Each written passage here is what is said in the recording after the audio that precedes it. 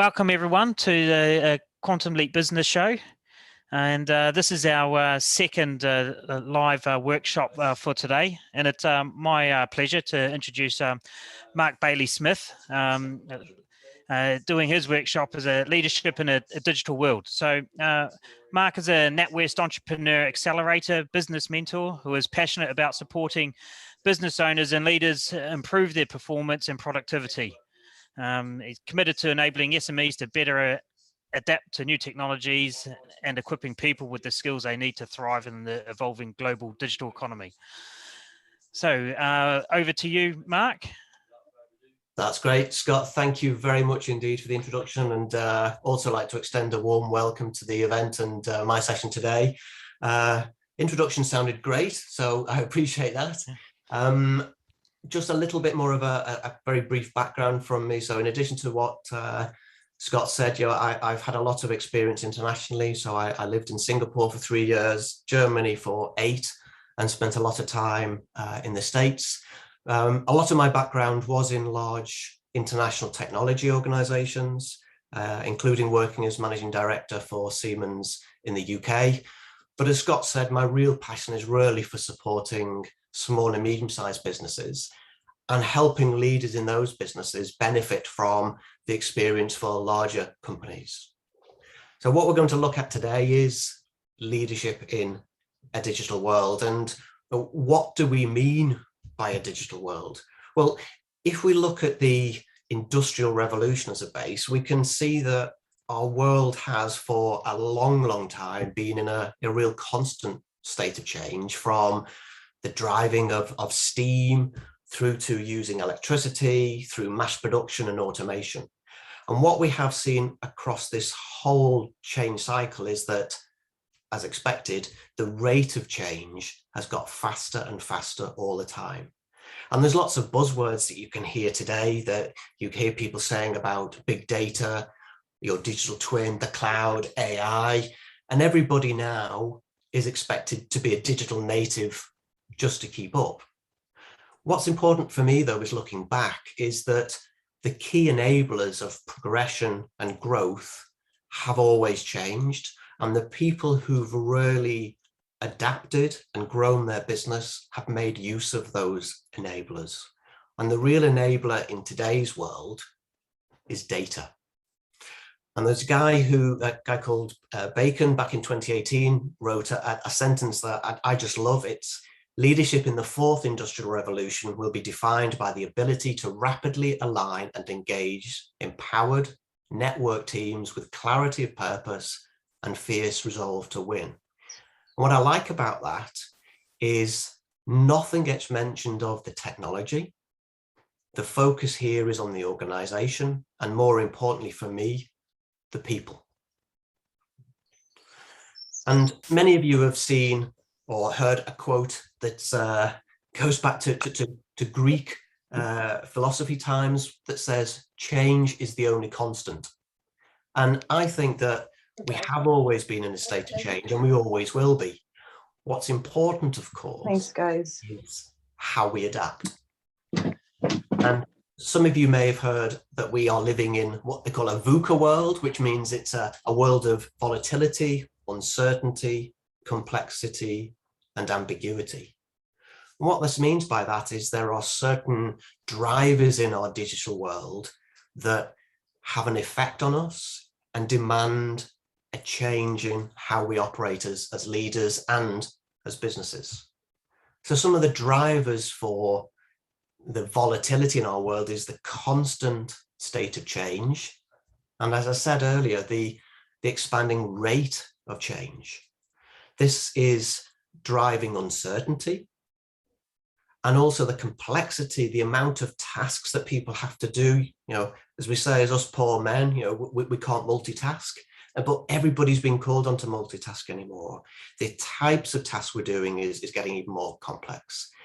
And there's also a lot of ambiguity out there, the ideal versus the actual, misinterpretation of data. These are driving our VUCA world.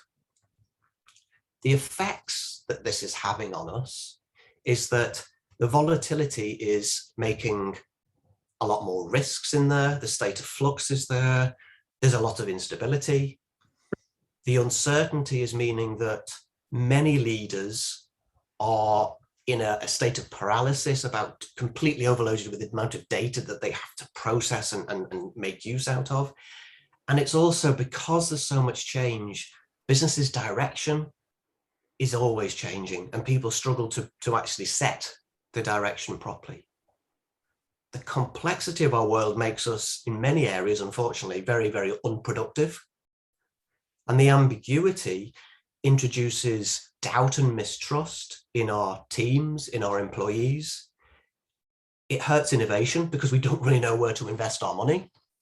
And it really does make it very difficult to make those tough decisions. So looking forward, what do we need to do to survive in a VUCA, in a digital, in an ever-changing world?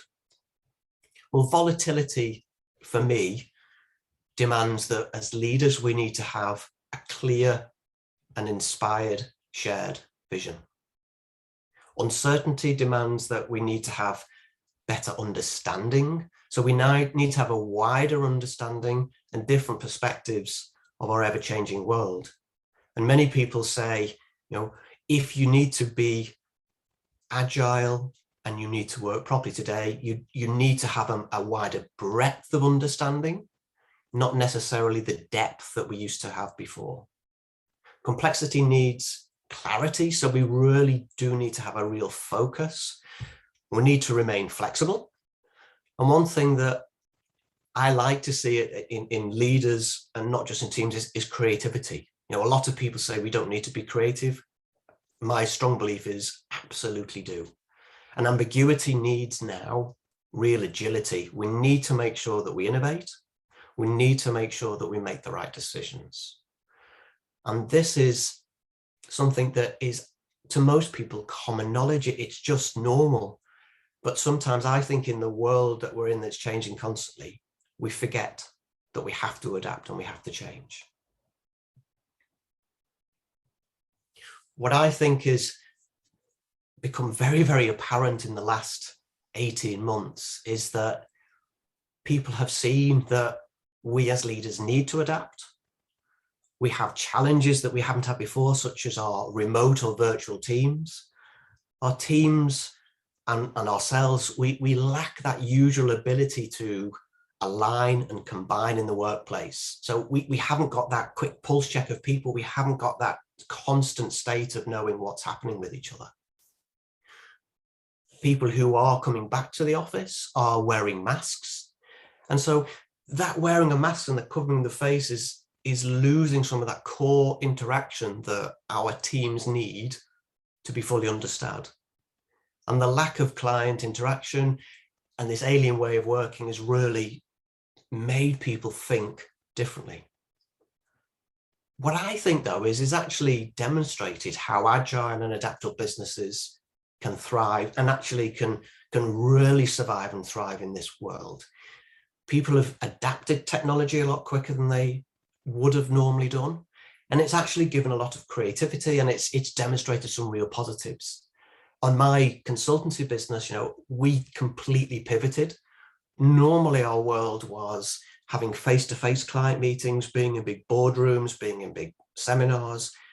And when somebody put the handbrake on, we didn't have all these options anymore. We had to adapt, we had to go online, we had to make our systems modular. And many businesses did the same. And that's where people really took a step change for the better. I have, however, seen many examples where leaders did not adapt, where many did not keep regular contact with their teams. And this resulted in many of their teams feeling extremely isolated and forgotten. And that is the biggest danger for teams, to actually lose that connectivity with our people. As leaders, we must adapt, and we must ensure a real cultural change. And some scary statistics out there that MIT, Oxford Innovation, a number of other business schools did early this year is that 93% of executives know that their industry will be disrupted over the next 5 years, but only 20% feel like they're able to address it. Now that's pretty scary. also scary for me is that many leaders believe that they are prepared to lead in the digital economy. 48% think that their organizations can, but what they see as a real problem area is actually seeing their leadership pipeline, their young talent, and the rest of the organization being fit for the future.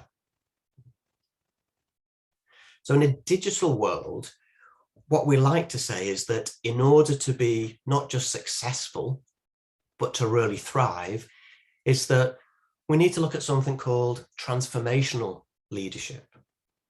So we've seen that change has never been as pronounced as it is now, and it's going to not get any easier. And many businesses are struggling with what to do in the midst of this digital chaos. And this is evidenced by the increasing mortality rate of big companies such as Nokia, Toys R Us, and many more. And leaders in these organizations who really were pioneers of the original concept of transformational leadership said that they didn't really do anything wrong, but they lost the plot. And if you look back, what was missing in many of these businesses was the softer side of transformational leadership, such as setting a vision, inspiring that vision within the team, and motivating everybody to pull in the same direction, making sense of what's happening in today's environment, putting together digital transformation strategies for sustainable growth, innovating the business model, and relentless and well-integrated execution.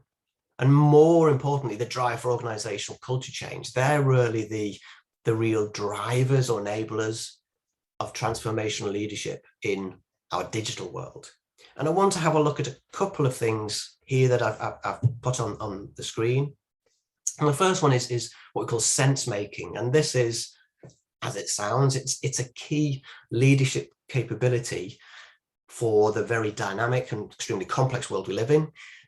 Sense making involves coming up with a real simple understanding of the shifting world. So a map of where we are now, testing this map with others through data collection, conversation with others, research, and then refining and abandoning this map depending on what we see. So what that means is that sense making enables leaders to have a better understanding of what's going on in the current environment, and then facilitating other enabling leadership activities such as visioning and inventing to happen. A digital transformation strategy is vital to respond to our fast-changing environment, but leaders these days need to understand and employ digital transformation strategies, not just technology for its own sake, but looking where the acceleration of business activities, processes, and competencies can really push and lever the changes and opportunities of these technologies in a strategic and a prioritized way. So again, it's not just doing it for doing its sake. And I'd often say that the people who have not done as well as many thought they would do have actually over innovated, over digitalized. An example of that is that if you automate a broken process, you're only going to make that process a lot worse. So those are the things to keep in mind. Many businesses are looking at business model and innovation. They're pivoting. They're looking at what they need to do. If we look at Blockbuster Video, they were very successful, but they didn't innovate. You know, we've got to continuously look at that business model and business pivot. Goes without saying that you need to make sure that everything you're executing is well integrated. And that means that you've still got that holistic and systematic approach of implementing strategies across the whole of your business, be it operations, service, customer engagement. And these are the really important things that make our businesses better, and also as an enabler to continue the growth. For example, if you're going to implement for your, an online business, an e-commerce platform, you also need to consider that impact on operational processes, the skills that your employees have got, and the products that you're offering for that. If you only put the front end in right and the back end doesn't work, you're not going to be successful. And finally, for me, probably the biggest thing is the drive for a change of a culture. So a couple of minutes ago, I said that the failing companies didn't really look at the softer side of transformational leadership. And transformational leaders not only inspire change, they really mandate change. They understand that generational differences among employees, how they learn, how do they adapt, is massive. They have to realize that organizational silos across different departments are not the way for the future. That's actually slows down business operations. And we need to really understand that in today's digital world, the culture and the softer side is even more important today than it's ever been. So what do you need to do to become a transformational leader? You need to have a growth mindset. You need to be open to the external world. You need to, of course, embrace the technological drivers and enablers. And if we look at a leader, leaders are people, we're human beings, and our leadership role is fundamentally changing. So if you look at a traditional leader, if you look at my bosses from the past, they were driven with a certain set of values and a mindset and behaviors.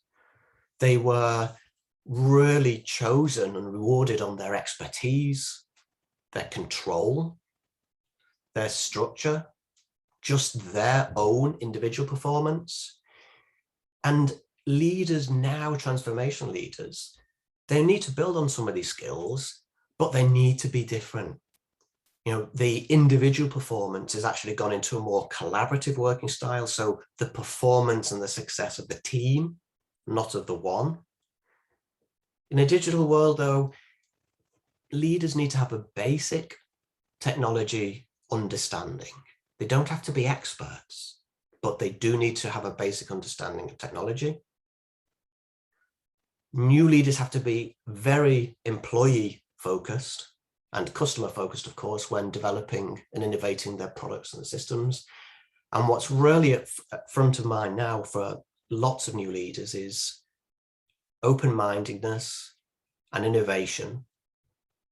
And more importantly for me is the being open to new ideas, to new insights, and actually being able to listen and not just to be pushing ideas through from there. They have to be able to listen, to adapt, and to use the vast plethora of knowledge that they've got in their organization.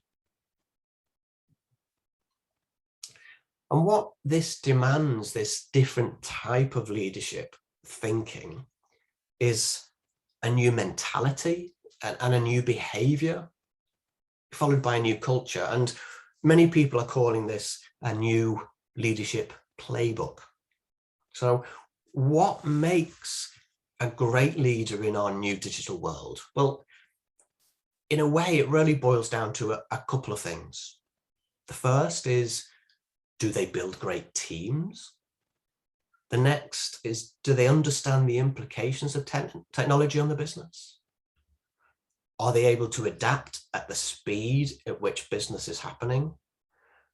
And then can they operate at a high level and a low level simultaneously? Do they have that ability to build trust across the organization to get things done?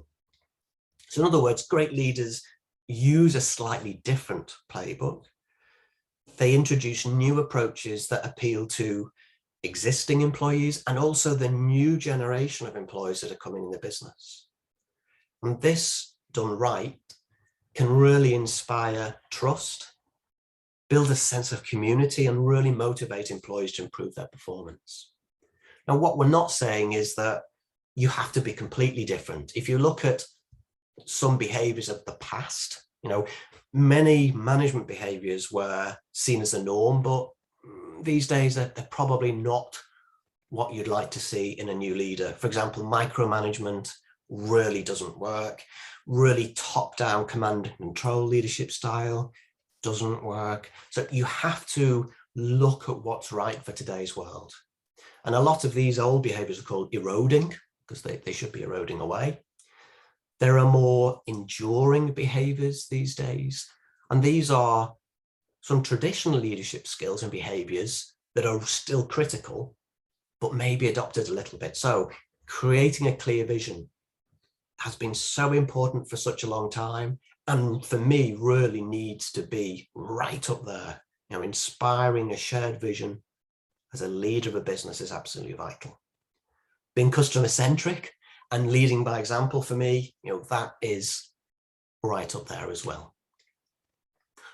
What's happening more and more though is what we see as emerging leadership behaviors, and these for me are quite interesting, because a lot of these behaviors might not have been up there in what a leader looks like even 5 years ago. So you can see the pace of change is phenomenal. So a number of things I'd like to focus on there is actively drives inclusivity. You know, really not inclusivity for inclusivity's sake. You know, just don't say we've got to improve the number of females in a male-dominated world. You know, do it with a reason. The big one for me is demonstrate authenticity. Be who you are and really drive that through the organization. Purpose-driven, and we'll come on to that in a minute. You know, you have to make sure as a leader and in your organization that you understand the purpose. Why are you there? Not just to make money, but why are you there as a leader and as an organization?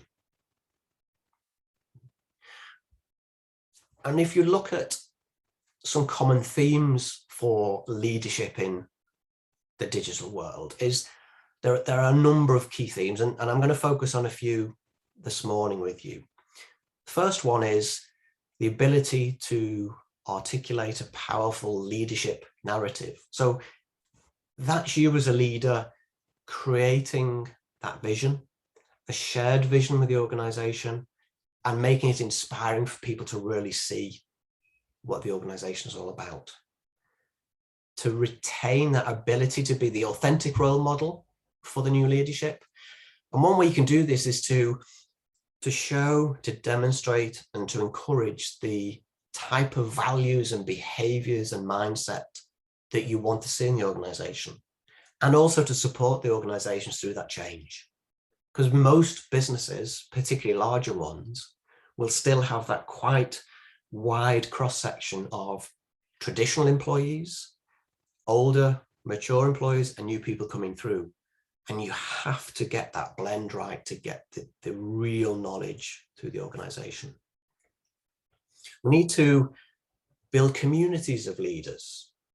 And I'll come on to that in a second, but what we mean by that is the old way of having really deep hierarchies and a really complicated organization doesn't work as well in the digital world. We have to be able to empower more input and more activity from a much wider range of people within the organization. We really do need a community of leaders, of entrepreneurs. We have to, in order to do this, we have to really make trust and transparency the cornerstone of everything. You know, you have to make sure that what you say is what you do as a team. One thing that goes without saying, but it's surprisingly common how many businesses don't do this. Your leadership and business strategies, you'll set in stone. You'll probably update them on an annual basis, or you'll set them for a 5-year plan. What many teams are still not doing is aligning your talent strategy, looking who can fill these gaps, how you can develop them in order to keep current. You know, this space of change, as we've said a few times today, is not getting any slower. It's going to get faster. You have to make sure that your organization can keep up. And finally, don't just embrace diversity inclusion, demand it. Really get as many different views and mindsets with an organization as you possibly can. I worked for a great boss a few years ago, and he had a great saying that still makes me smile today. He said, "I want an organization of weirdos." And what he meant by that is a future organization, a digital organization, a transformational organization is not going to be built of clones of people. We need this complete diversity to really get the best out of it. So whether you want a company full of weirdos or you want a company built up of different people, that's up to you. But we really do need that different, diverse community to survive. And we spoke about that community of leaders, and other people call it collective leadership. And it can be quite tough for traditional leaders to really understand this feeling. And some people feel a little bit challenged, a little bit under threat to say, well, I'm the leader of this organization, I'm the boss. And this isn't taking anything away from that. What it's actually saying is within our organizations, we need to have a community of leaders. There will still be a hierarchy, there still will be a boss, but we need a community of like-minded people thinking as leaders. And the background behind this is that very few, and I would actually say, if any, leaders are truly competent across the full set of attributes and behaviors that we need today. The primary leadership challenge in our digital economy isn't simply to adopt a set of behaviors or to set a set of competencies. The real challenge is to develop a mindset that anchors, informs, and advances these behaviors. So we're all different. And what we find is that to get the right balance is if our community of leaders, if our people within our team can add to that community of thought and of driving the business, we can come a lot further. And there are a number of different types of behaviors or mindsets that are very effective in today's digital world. And I've put a couple up here. So producers, so in a digital business, you need to have some people within the organization who are really digitally savvy. They've got to excel at executing. You need other people that are looking at the higher purpose, who are looking at sustainability, who are looking at continuous development. So the investors. You need that traditional business development or connector person. So creating partnerships, building relationships, developing networks. And you need explorers, so those curious people who are always trying to push the boundaries. To get a community of leaders, each with this sort of skill set, is where you see many organizations really thrive. The other good thing about doing this and actually looking and understanding the differences in the leader's mindset is you can really push the boundaries of where people can excel in what they are good at and what they like to do. And you're also not forcing people to do something that they're absolutely terrible at. If I look at myself and my business partner, my business partner is an absolute extrovert. She loves going out. She loves to network. She's in her element when she's completely surrounded by people. For me, I'm more of an introvert and I'm more of a geek. For me, these massive networking events tire me out.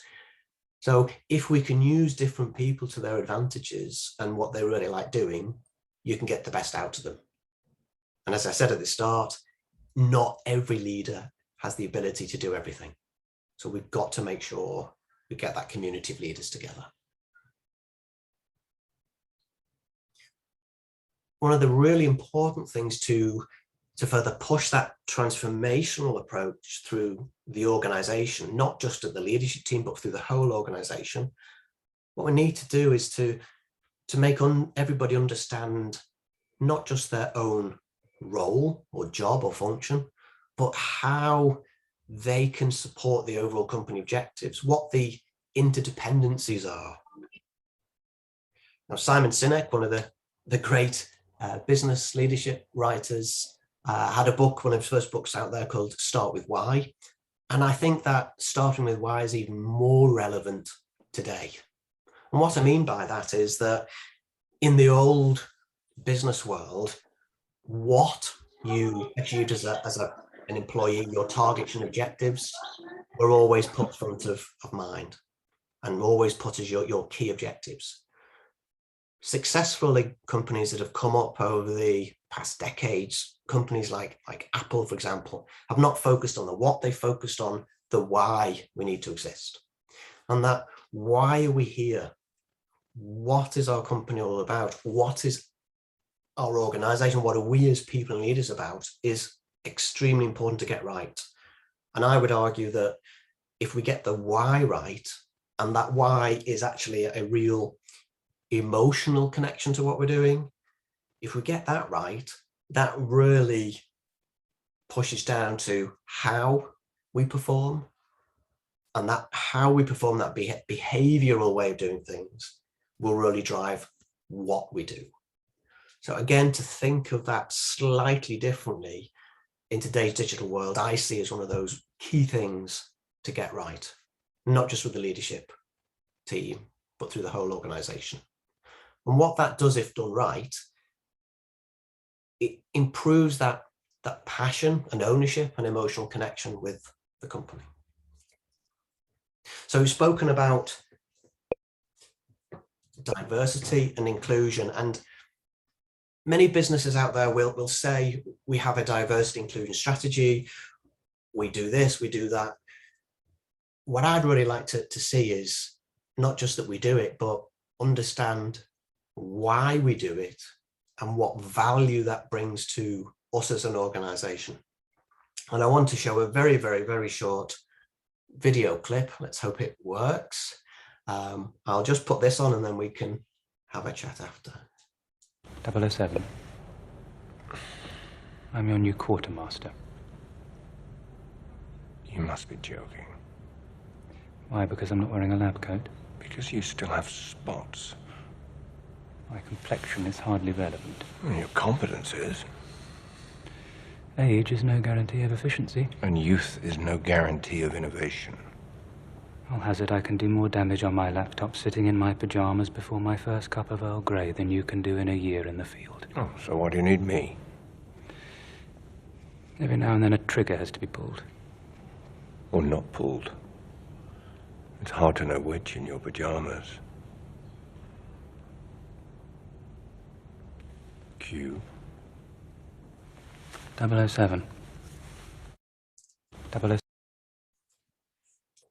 So that short video was for me, was great for a number of reasons. One, gave me a chance to rest my voice. It's also great for me as a James Bond fan. But the real thing is, that shows to me some of the challenges we've got in today's leadership environment. So we've got people who have been in business quite some time, and then we've got the new Generation Z people. There might be a couple of decades of age or years between us, but there's a chasm of understanding differences. And what that video for me demonstrates really is that having that breadth and depth of diversity within an organization just on one subject such as age really highlights what the benefits are to both. And you can sum it up by simply saying for that clip, or for the subject of age diversity inclusion, we need both. We don't just need the Generation Z. We don't just need the more mature demographic. We need both.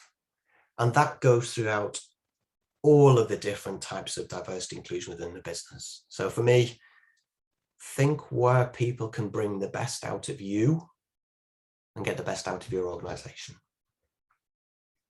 I'm looking forward to really achieve breakthrough in that digital transformation, in breakthrough in your leadership style. I really believe that the real key is actually not the digital technology. It's not the tech. It's the real key really is our people, the culture in our organization, the culture, the feeling of belonging that we as leaders will strive to put through the organization. Many people will say, and you hear it every day, our people are our most important asset. I would say the difference of getting that right is make them feel that they are the most important asset. Getting that right is what makes the real difference. And what I see as getting to that point is to have a real culture of ownership within the organization. And this is really falls through with three different things. One is to make sure that as a leader, you allow your employees, your whole team, to understand what their purpose is. So what really does matter? Encourage your team to think, how much time are you spending thinking and sharing about what matters? What stops you prioritizing, engaging with what matters? There's a great saying that I think a number of teams have come up with is, we make real what matters. That to get that purpose, that why, is extremely important. The next thing is mastery. So we have to be a leader or a team that are constant lifelong learners. How do we understand how the world's changing? What holds us back from doing something new, unexpected, or something weird? And also, in what situations do you as a leader feel that your experience is a strength? When do you think it could be a liability? And having the awareness to actually ask for help and ask for more information instead of putting on that brave face is extremely important for leaders, and extremely important to be normal within the organization. And the last one is empowerment. I've said ownership and culture a few times today, but that sense of ownership, trust, and freedom to make a difference within an organization is very, very important. I have a word that I've used many times and I really like it, is that if you get it right, you have a company full of intrapreneurs. So these are entrepreneurs that act within your business. And ever since I started out as a very young apprentice, I've always worked with one thing in mind that an old boss told me. And this is, I would say, is one of the biggest things that really makes a difference within companies, is get everybody in the organization to act as if it was their own company. If you've got that mindset that if people make the decision for the right reasons and act as if it was their money they were spending, you will often get a really good outcome. And sometimes as a leader, to get that empowerment, to get that trust is quite difficult. And some people, and some leaders I'll be dealing with very recently, have actually said, I don't want that in my organization. And what I've said back to them is, well, think of when you were in that position and how did you feel when you were told you can't do something that makes absolute sense to do? And I'd also say that if you're in that situation, what would happen if you just did it anyway? You have to get that leadership community, that way of thinking through the whole organization, so you're getting more out of your people. People who feel empowered are going to deliver an awful lot more. And if you get that right, that ownership culture and that feeling of why and that driving through of ambition and of passion to the organization, half of the battle is won.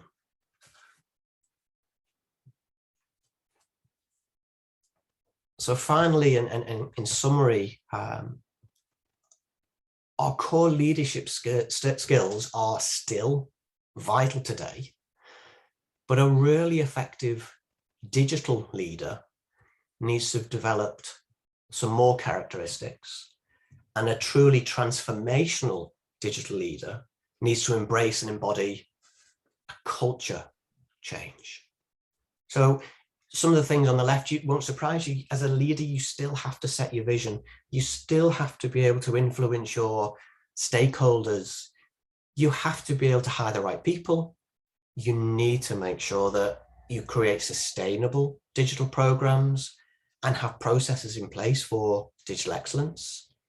You need to keep that drive for continuously improving and optimizing, making sure you don't lose sight of that. So keep the visibility, track impact.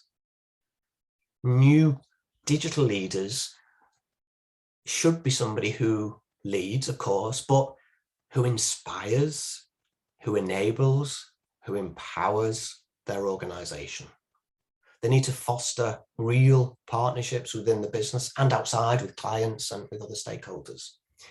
And to really get that transformational leadership approach, we really need to embrace a culture of ownership, of true collaboration, of real empowerment and innovation, and to have the full, diverse and inclusive workforce that we really need. And if I look back at 2020 and also in 2021, there's two things that really stood out for me. That the phrase of 2020 for me was, "You're on mute." You know, it was the biggest thing I heard through 2020 on Zoom calls and Teams calls. The best word I saw for 2020, and I say it in 2021, and this is the word that I think the digital world has forced more people to do, and I see as the real thing that is going to drive the continuous development of leaders through this problem zone, past COVID into the new world. And that word is quite simply collaboration. So if you think of that as the way forward to drive change, if there's one message I can say is we all as leaders need to collaborate more. But what I'd like to do for the last few minutes of the session is just to open up to everybody on the session to see if we have any questions that I can answer. And see, I don't know how much more time we've got, Scott and Ruben, but I'll open up for some questions. Yeah, we've got another 7 minutes we can keep this open for before we need to prepare for the next workshop. Oh, that's very kind of you, 7 whole minutes. Yeah. So I'll open up to any questions then. I've actually got a question for you, Mark. Thanks for that. Great insight there on the techie side gig here. One thing that I wanted to get your opinion on is, with all these new changes with the hybrid model of people going to the office and staying at home, etc., how do you envision that's going to be, obviously more on the tech perspective, obviously innovation and creativity being, you know, the things to drive a company. How do you think the impact's going to be where people are working from home compared to the office or a hybrid model? Well, I see, and a lot of big, good organizations have already put that through. I see this hybrid model to be the future. You know, many are going to 3 or 4 day weeks, or saying 3 days in the office, 2 days, right?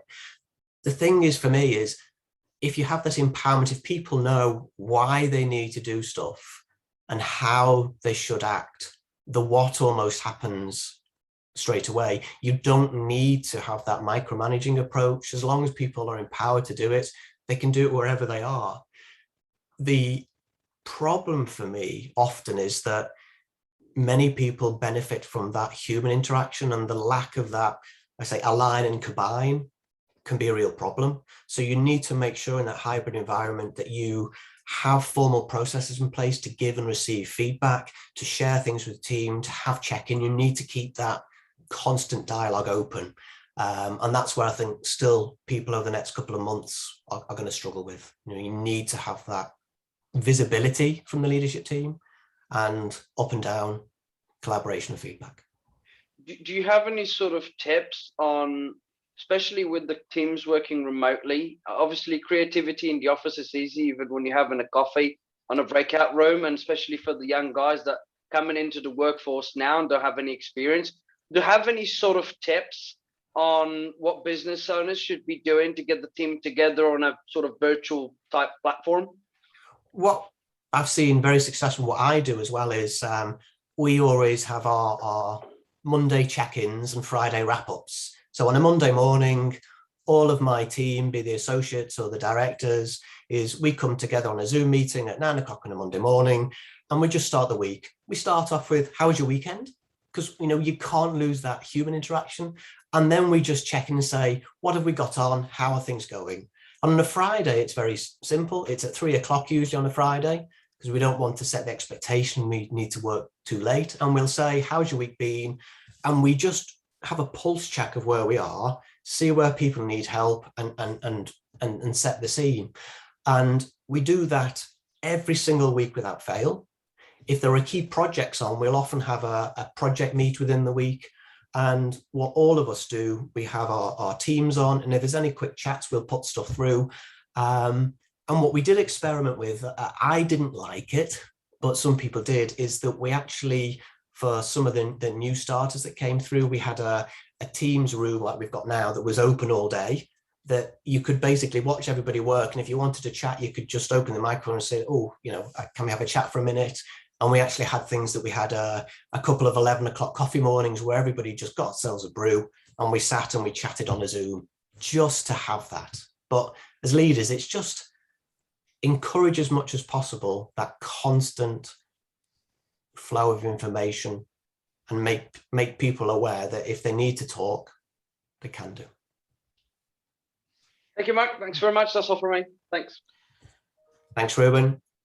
Yeah, hey Mark, I've been zoning in and out trying to deal with support stuff and all of that at the same time here. So sorry if you covered this already though, but did you go through things like Flexi Hours? And you know, that's been a hot topic, and staff just being able to determine, you know, when they can come into the office and when they can leave. Yeah.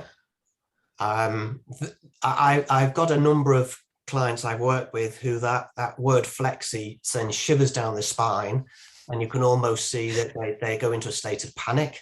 Yep.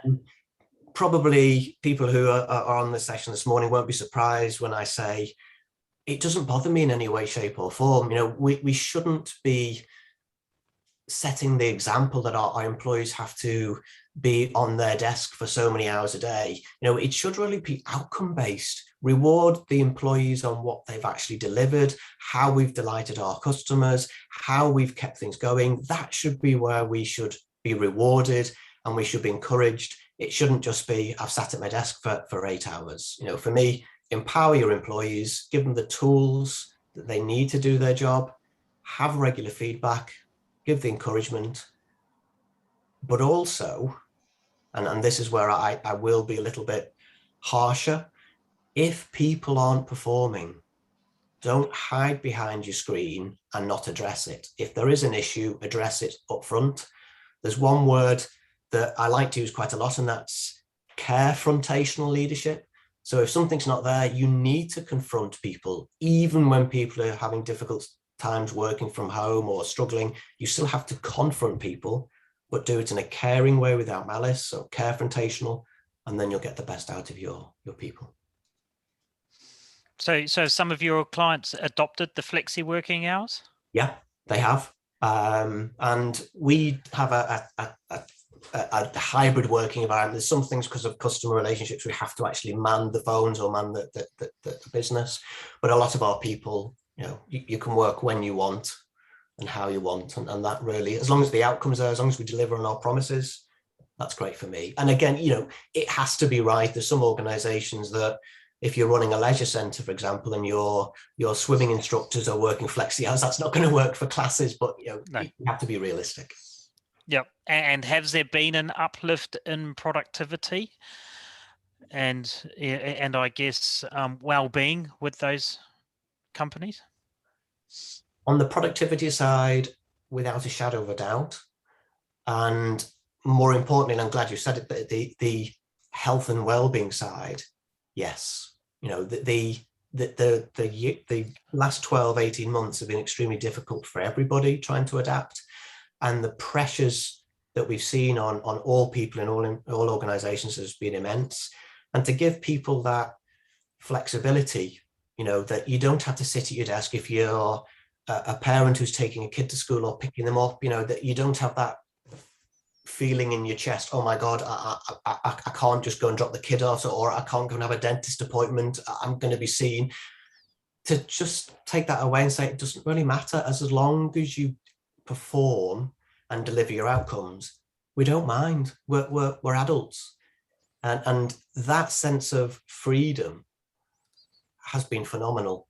On the flip side, one thing that I would say that people need to be very careful of, looking across the board, many businesses who are offering their businesses flexible working hours, flexible working time, what we have seen in some areas is actually people are working more hours than before. So we have to be careful that we don't go one stage too far. So that's just one thing that I would be a little bit cautious of. Cool. Well, thank you very much, Mark. Are there any other questions that the room would like to ask? Question. I just wanted to say that was really, really insightful and thoroughly. I got a lot out of it.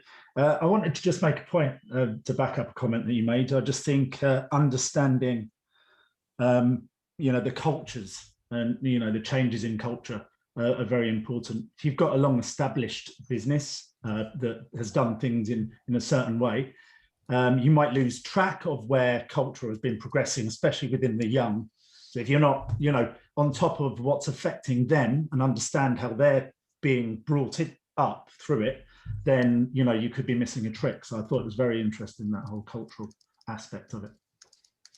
Thank you, Matthew. Couldn't agree more. Thank you.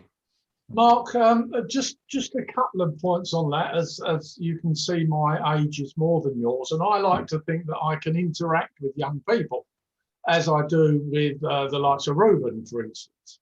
There doesn't seem to be an age barrier. That seems to be people's personality barrier. My personality is me. My attitude is you.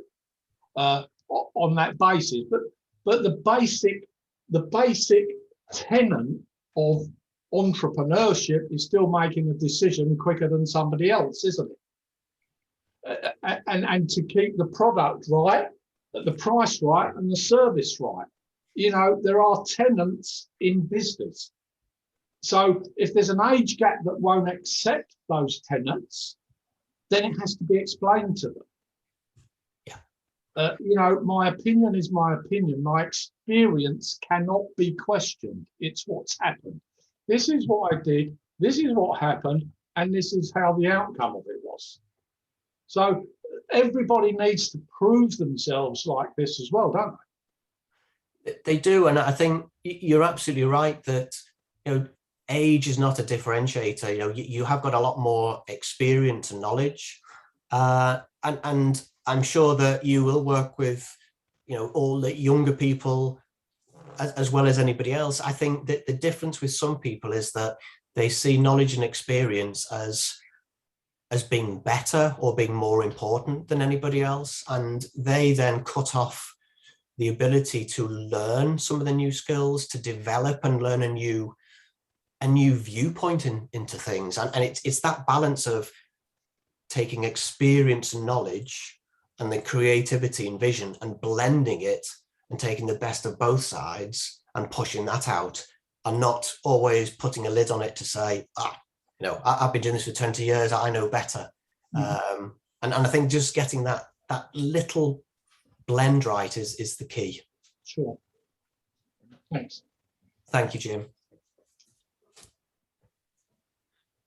Okay, right. Well, if there's no more questions for the room, then I'd just like to, thank Mark for running this this workshop, and for all of you attending. Please note there's more workshops coming up.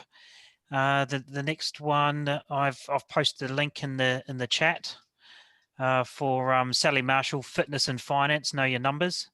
But if you want to see the full range of live workshops and networking events, you can do so by logging into the show or going onto the What's On page on the homepage, quantumbusiness.show. It's very easy to navigate. Yep. Cool. All right, better go on to the next one. Thank you so much, Mark. Thanks, Mark. Thanks, Thank Mark. you very much, everybody. Cheers. Cheers. Bye. Bye-bye.